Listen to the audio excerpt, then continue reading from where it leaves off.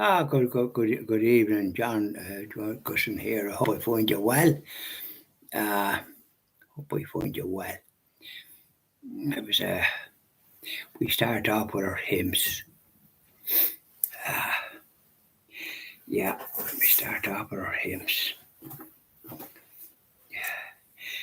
Now, that's the Lady of Knock. It's a smaller one.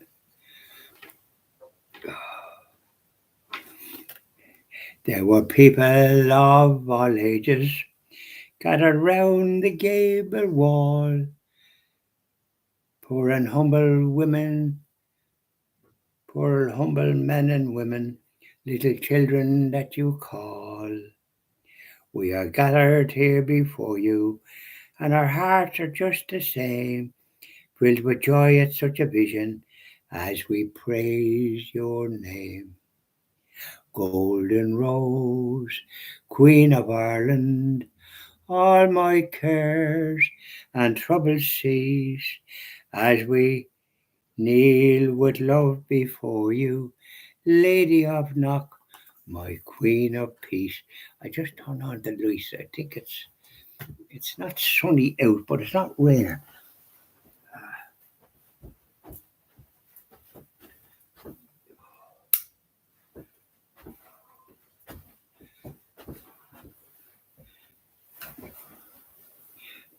I hope that's a bit better. Yeah. I hope it's a bit better, as the fella says. Now, though your message was unspoken, still the truth in silence lies as we gaze upon your vision, and the truth I try to find. Here I stand with John the teacher, and with Joseph at your side, and I see the Lamb of God on the altar glorified. Golden Rose, Queen of Ireland, all my cares and troubles cease as we kneel with love before you, Lady of Knock, my Queen of Peace. Now, that's that one. What's the other one?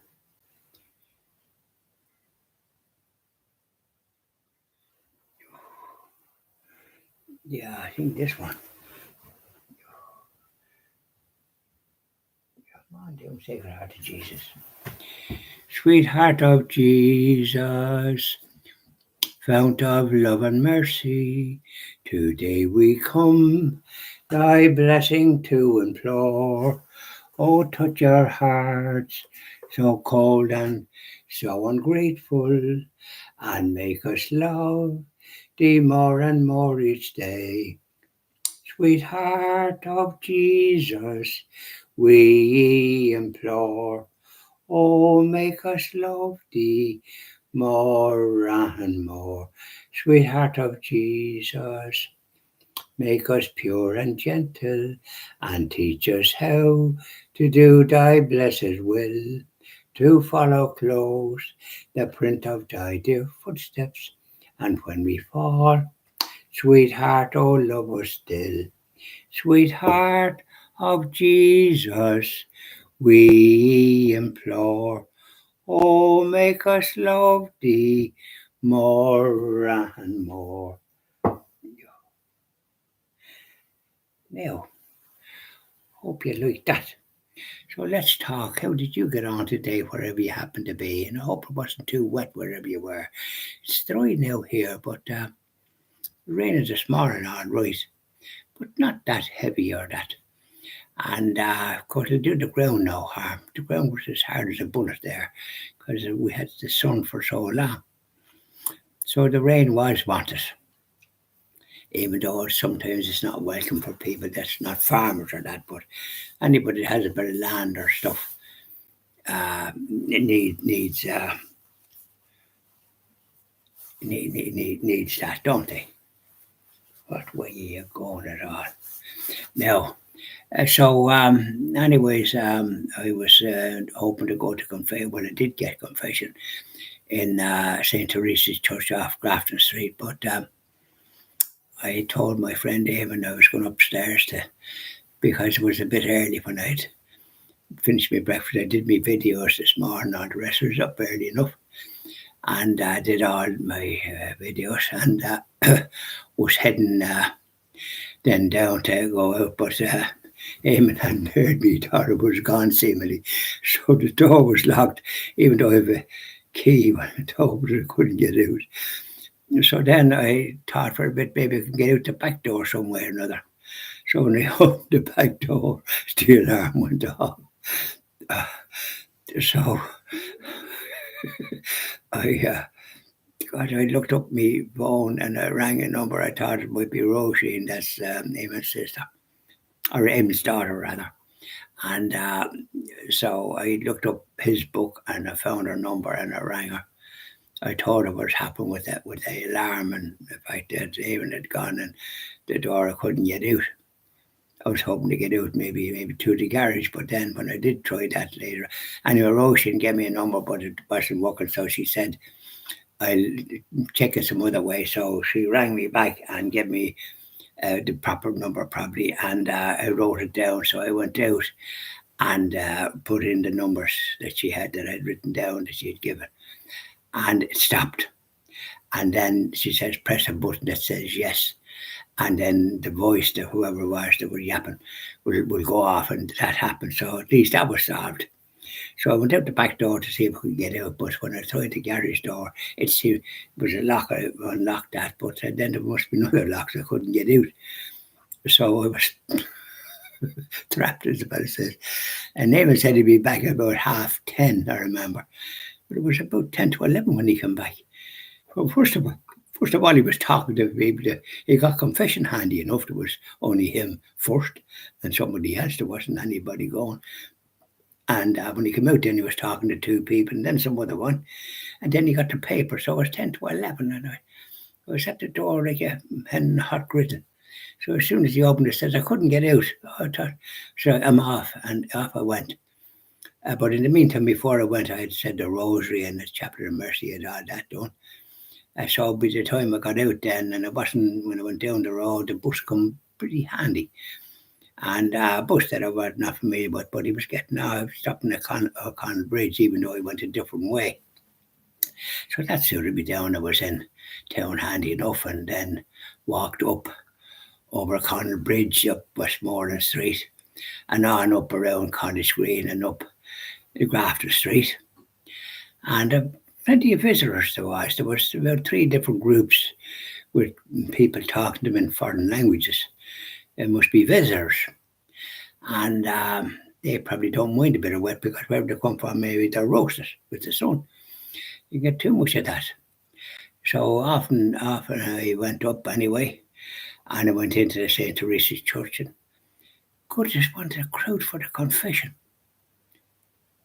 It's a whole big fierce crowd. So I walked up, and as luck would have it, the seat in the front, someone must have come out and it moved up, so I hopped in there. I wasn't going to queue.